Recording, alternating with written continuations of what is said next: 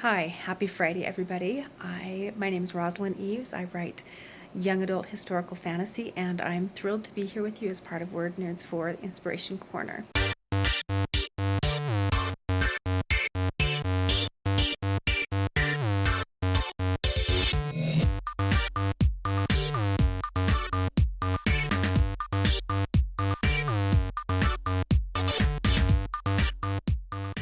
Last week, I was part of a panel on the path to publishing, and one of the things that I was struck by was how everybody's path to publishing was so different.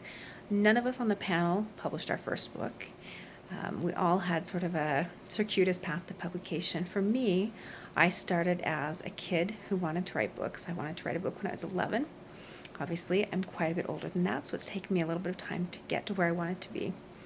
And then from being a kid who wanted to write books, I went to being a teen who wanted to write books. And then an adult who, let's just say I got a little distracted. I went to grad school, I got married, I had kids, and all of a sudden several years had gone by where I hadn't written anything. When I got back into writing, I was sure that I was going to be the exception to all those rules, that the first book I wrote and queried was going to get published, and that did not happen. But one of the inspiring things I took away from the panel was that everyone who persisted eventually found an agent and got their book published. That's not to say it's always easy. There are plenty of times when I wanted to give up. I wanted to give up when I was querying, wanted to give up when I was writing, and the words just didn't seem to come. And most recently today, as I sat down to brainstorm book 3 for my trilogy and realized I have no clue what I'm doing. But there are a couple of things that help me persist with this, even when I want to quit.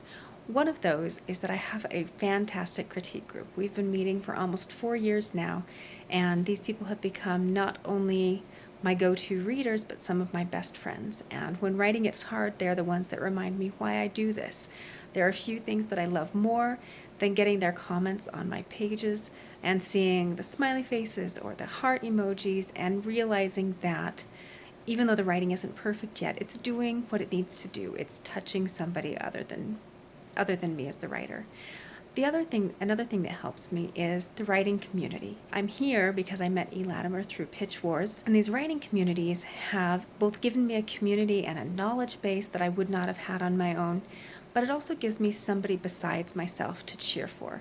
And yes, sometimes it's hard when people's careers race ahead of yours, when people get agents seemingly effortlessly or sell their book deal overnight or for a much bigger deal or whatever it is. But at the same time, I find that being able to cheer for somebody else takes me out of my head. Being able to read other people's stuff and give back to the community makes this writing thing bigger than just about me, and I really love that. This year I'm going to be my second year as a Pitch Wars mentor, and I have absolutely loved getting to know other writers this way.